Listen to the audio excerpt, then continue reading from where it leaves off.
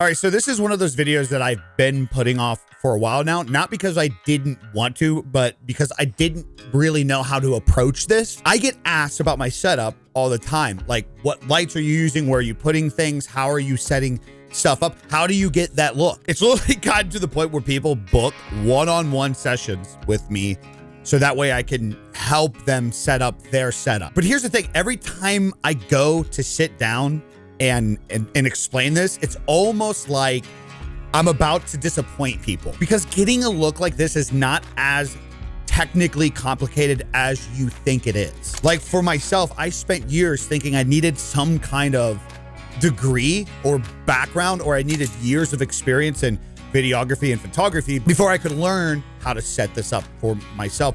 But then one day I stopped stressing about it and I found what worked for me, and I get criticized about this all the time. That's kind of the point of today's video. So yeah, today we're going to go through how I light my videos and get this look. But more importantly, we're going to talk about why I make the choices that I do. That way, hopefully by the end of this, you're not just walking away with a shopping list of lights.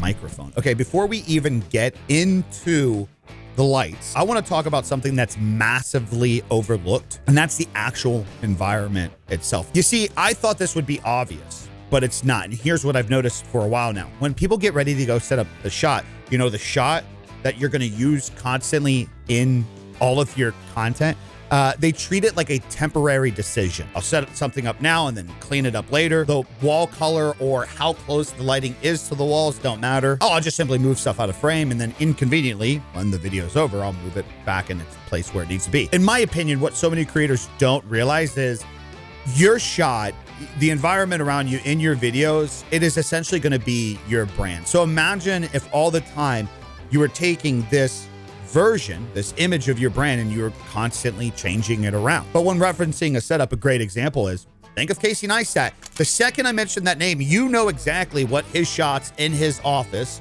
are going to look like. You know to a T what that space is. Even if you haven't watched him in years, that look, the shelves, the clutter, but yet organization, that's not an accident. That's repetition building a brand image in your head over time. And I purposely did that with this. So when talking about my setup, one question that people always ask me, for example, is, should I paint the walls to my room? And I know that's annoying. I know it can be a pain in the ass. I know it's a lot of work, but yeah, you should take your environment as a creator seriously. Whether it's painting your walls, adding accents in the background, getting a tool chest, putting up decor, whatever makes this space feel intentional, whatever makes it feel like yours, where you can be creative. And here's why it matters beyond aesthetics. When you take the time to set up a space that you actually like being in, it shows. The energy is just different. You're more comfortable. There's a sense of confidence, and the viewer can feel all of that. That energy transfers into the videos you're creating. If the space feels welcoming to you, the space is going to feel welcoming to the person that you're making a video for. The example right now, I'm pretty relaxed right now. I feel pretty good. I would only assume that that feeling is translating to you in some way, shape, or form. It's what makes making videos like this so easy, because like right now, I'm not talking off of a script. I have some talking points on the side, but I'm just going off the cuff because I am comfortable in this environment. My walls are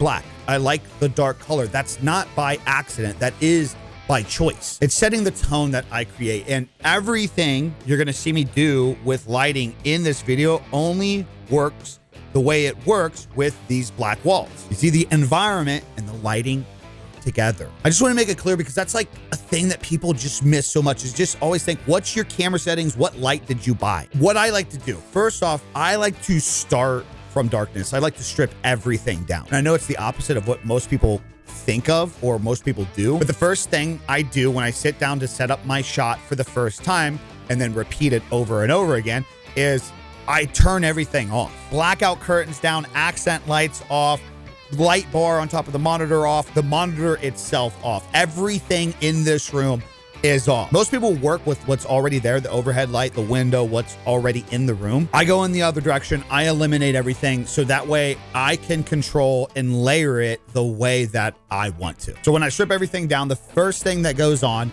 is my key light here. And you can see exactly how much you can control that just by pivoting that light. I use a Godox softbox dome. I think it's like 32 inches. I could totally be wrong. That's how little I care. Like it's the light that I picked over the years and I stuck with it. Point is, I angle it to one side away from the camera so that way it's slightly dramatic so you can see the contrast in my face. And by the way, if you haven't noticed too, I like to typically wear a dark color shirt as well. Aside from supporting the boy today, wearing a little lab culture, I typically just wear a plain black tee every single day I make a video. A big reason for that, outside of just being repetitive and less decision making, is it's easier to just focus on me. The light on, shirts, and a hat. I know that sounds weird to bring up, but it's actually really important for the videos that I make. Like a camo Peter McKinnon hat and a creative video, like what are the odds that maybe some other people that are interested in a creative video around camera and lighting would be potentially into Peter McKinnon as well. That opens the idea for creativity. On top of that too, the colors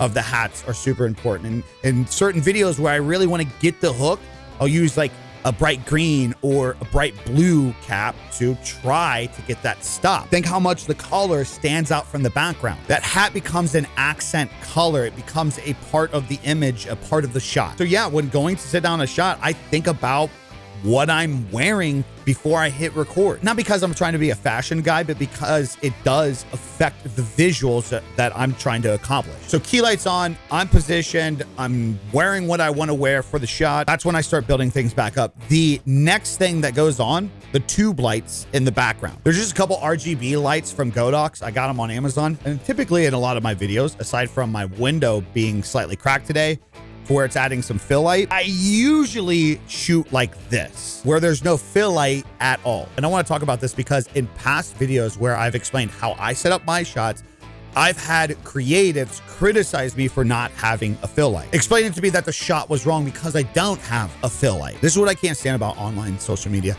I don't use a fill light. I don't care to use a fill light. It's my choice. And I'm not saying that out of ignorance. I know what a fill light is, but I'm saying that because this is how I want it to look for me. And that's the great thing about being a content creator, is doing the shit you want to do and doing it the way that you like it. So instead of a fill light, I have the accents back there, which just, I think, helps set up the scene in a dramatic way, in a way that I want for me. I always just find these conversations interesting through the years because I've seen so many people with degrees and backgrounds as a professional standpoint criticize those that are just simply doing in the aspect that they're doing things wrong, all while those creatives and of themselves aren't doing anything at all. Like, dude, set up your shot, put on a goddamn fill light, and you go make the videos. How about that? Rules and guidelines exist. Understanding them is useful, but the rules don't override your eyes. So anyways, moving on. Key lights on, tube lights are on in the background, third layer, monitor and light bar. And here's where things get a little interesting, because this is even just something I discovered recently. For a while now, I was trying to match this look to where this yellow here was the same yellow as the tube lights in the background. And it was good. It was like all warm. It was a very fire, as the young kids say, look. One day I accidentally let the light bar on the monitor on its default light, which is this right here. And I looked at the shot on my monitor and I thought, wow, that actually looks better. And what's funny about this is I had no idea to explain why I liked that look. So I was just interested. I took a screenshot. I put it into AI and I said, why does this look better? Why does it look cleaner? And why do I like this more? Here's what it came back with. The warmth in the background creates intimacy and energy. Getting a little hot in here. They feel inviting, like there's life in this space, which is just really good because I'm a lifeless piece of shit. But when everything is the same temperature, it can start to feel flat, which I agree with. I think that's where it really stood out to me. The cool blue bar creates visual tension. It's a contrast that makes the warm stuff pop harder. That contrast reads as sophistication without being pretentious about it. So essentially, I'm just trying to appear to be smart, even though I'm not. But the point I'm trying to make from this is I didn't need to know color temperature theory and color theory overall. I discovered this thing by a happy little accident, which is the fucking point of all of this. A lot of this shit is discovered. It's not planned. First time I ever went to go make a YouTube video in general, it was like in a room with green walls. I had no idea what I was doing, but I was excited to make a video. And then over time, through upgrading, downgrading, moving office spaces, you fine tune the things that you specifically like for you through the habit of messing around with shit. I will say one thing that does go into this look that I get to give somebody some sense of credit for is the LUT that I created that I'm running on my footage. So a LUT is a color grade that you apply in post, or if you're doing like what I do and recording directly into your PC, something that you can apply like this in the moment. So this is before the LUT. This is after the LUT. What's cool about LUTs is you can have the same exact lights as me, the same exact camera as me, but a completely different looking video. The LUT is just the final layer. And just like with lighting temperatures, LUTs can have different variants and colors and contrast to them as well. That's why I put together a signature LUT pack of a variety of my favorite LUTs that I've created over the years. So if you want to use the LUT, the one, which is what I'm using right now, you have the freedom to do so. Or you can use one of the other ones that I did put together. The link is in the description, available on my website. But anyways, here's what I want you to actually take from today's video. I'm not saying go replicate my setup. That's not the goal. I can make content in the future to break down exactly what I have to a T, to the angle, the color temperature, the settings, yada, yada, yada. My setup works for my space, my walls, my vibe and energy.